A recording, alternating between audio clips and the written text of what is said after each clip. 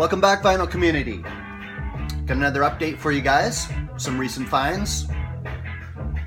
What we're listening to, some funk out of Toronto, Canada, early 70s style, on the 7-inch single, as reissued by Light in the Attic, part of their Jamaica to Toronto series.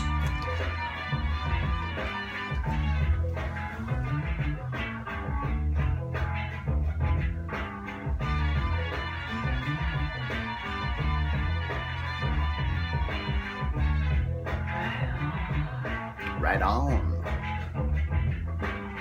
This was a group called the Cougars, which was formed around a guy named Jay Douglas, who's still active today on the Toronto scene. A-side is a cover of The Temptations' I Wish It Would Rain, and the B-side is that instrumental called Right On. I picked up a couple of those singles. They were put out to tie in with this release that my friend put out, Jamaica to Toronto, Soul, Funk, and Reggae, from Light in the Attic. This came out in 2006, and those tunes do appear on that comp. They also put out some limited edition singles. I found two of them over the summer in the secondhand bins at a record shop I'd never been to before. There's one more, and then I was able to score that one off direct off my friend. I dropped by his place over the holidays, just before Christmas, and was able to score a couple of records off of him. He's unfortunately getting ready to move back to Toronto, so he's clearing house, and I picked up a couple other things from him. I know John, 6-inch pianist, 319, showed this record on Facebook, I think the day before I dropped by my friend's place, and he had a copy for sale as well. It is North Country Funk by Joey Gregrash. This came out in the early 70s also. Joey Gregrash was from Winnipeg, Canada, deep in the heart of the prairies. Definitely winter country there right now. But he went down to Memphis to record it with the Memphis studio down there, and produced this album of kind of deep-fried, southern-sounding rock and roll. There's also a drum break on here, which has been sampled and what it's well known for. And kind of a cover of Neil Young's Down by the River was also a single that got some airplay. So nice to pick that one up. Kind of reminiscent of Creedence Clearwater, that kind of sound in several tracks there. The other thing I got from my friend was a reggae one, kind of a Grail level pickup here, one I never thought I would own. It's a dub album called Pick a Dub by Keith Hudson. Keith Hudson is sometimes known as the Dark Prince of Reggae. He was I did a spotlight video on him. Longtime viewers will have seen it a couple of years ago if you want to go check that out. But the Dark Prince of Reggae, he actually started out as a dentist, began producing other artists, and eventually after a couple of years of that, he started moving into working on himself as a vocalist, which he had kind of an idiosyncratic vocal style. It is not for everybody. He has kind of a croaking voice, but it suited his very dark, very moody, almost gothic brand of reggae. And he also put out early in his career, around 1974, 1975, he put out a very early dub album. It's not one of the very first ones. I think it's kind of considered in the first 10 or 12 ones that ever came out. It's quite a classic. It was first introduced to me in the 1990s by the Blood and Fire reissue. Pick a Dub. New artwork there. And I was able to pick up an original of this off my friend on the Mamba label. Pick a Dub, credited to Keith Hudson and Family Man, which is Aston Barrett of Bob Marley's Wailers band, the bass player, and arranger of much of Bob Marley's 70s music. Classic dub here. He was mainly drawing from his early sides. He was just kind of getting started, focusing on himself as a vocalist at this point. Keith Hudson was. So basically different sides. I know quite a bit about this album, actually.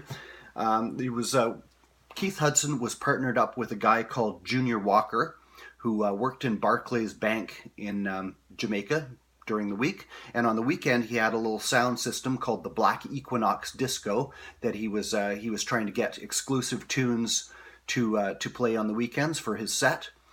And so he was trying to make inroads into the music business in some way. So he and Keith linked up.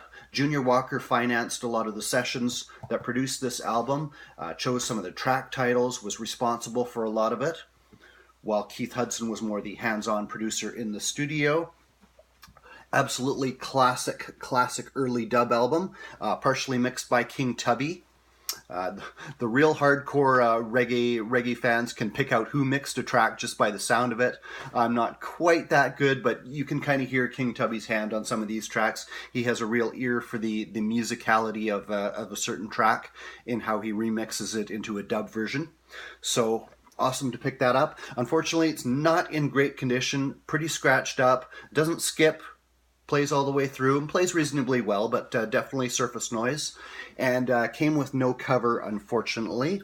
But according to Junior Walker, a lot of the early pressings never came with any cover anyway. So may not have even had one, or it may have been lost or destroyed along the way. But kind of the original cover looked like that. It was included in the Blood and Fire artwork.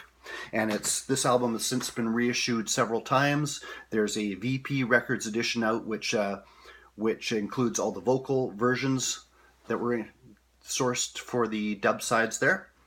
So very excellent find there. I was happy to get that. Absolute classic, original Keith Hudson LP, my first. A couple other finds. This one was from a local antique mall down the road. Manu Dibango, African sax player, best known for his hit Sol Makossa. This is him in 1978. Kind of moving with the times, incorporating some disco into his music. It's on the London label, and it's actually a sample copy. Only 2 songs on each side, so each extended the length, just kind of laid back, kind of disco-infused African grooves, and some almost kind of Isaac Hayes kind of mumbled vocals. Cool stuff there. Sun Explosion, that is called. Another one from the same antique store. This one I'd kind of been looking out for. It's a local one. Tom Northcott. He was a 60s kind of folk rock guy on the Vancouver scene. This has got his cover of Donovan's Sunny Good Street. A couple of covers of Dylan, Girl of the North Country. There's some Harry Nilsson songs. And this is produced by Lenny Waronker and Leon Russell. So Vancouver folk rock, kind of in the hippie scene of the day. Cool stuff. A couple of finds from the cheap bins of one of the local record stores. Neil Young's debut. This is one I only ever had on CD. Got a little bit of cover issues going on, but otherwise the vinyl's in great shape. Tricolor Reprise. I guess this is kind of the early mix with the vocals are kind of murky and muddied on it. Apparently they corrected it for later editions. Nice to pick that one up.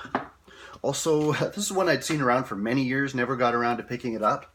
Bob Dylan, Planet Waves, 1974, on the Asylum label. This is him backed up by the band, Robbie Robertson and Company. And just exactly as you would expect, just rollicking, rootsy rock and roll from them. Couple of Brazilian finds. Walked into one of my local stores probably the same day I found those ones, and they had a couple of Brazilian pressings in the new arrival bins. This one is Milton Banana. He was a Brazilian drummer. So this is set from him from the early 80s. I think one of his very last albums, Brazilian pressing, RCA label. No Balanço, I guess that's pronounced. So basically Brazilian jazz here. It's all instrumental, very bossa nova, very chill, relaxed, kind of easy listening Brazilian jazz. And the other one I picked up the same day was by a Brazilian singer I have a couple other records by. I'm quite fond of her. Clara Nunes is her name. This is one just called Clara. This is from 1981. There she is there on the back. Clara Nunes was from Brazil. In the 1950s, her boyfriend was actually killed by her brother. She went to and moved to the city of Belo Horizonte, began working in a textiles factory, and eventually made her way into the music industry. By the 1970s, she became quite a big star in Brazil. She was the first Brazilian woman to ever sell over 100,000 copies of a record, one of her hit singles, and had successful albums all through the decade. It's on the EMI label. So She's considered one of the queens of samba. She's, I guess, not that well known outside Brazil. She hasn't had any high profile reissues or anything like that, but still very loved in Brazil. She incorporated a lot of African influences into her music. She was quite fascinated with that connection to the music of Brazil. But beautiful samba records from her all the time. A new release, Charles Bradley, Black Velvet. I picked this up at one of the local stores. Got the purple splatter vinyl there. This is the posthumous release, just came out not that long ago. Kind of collects some singles and other songs that weren't included on earlier releases from him. So just a beautiful soul, James Brown influenced soul from the Daptone label and the late Charles Bradley, who sadly passed away. Excellent release, as all of his.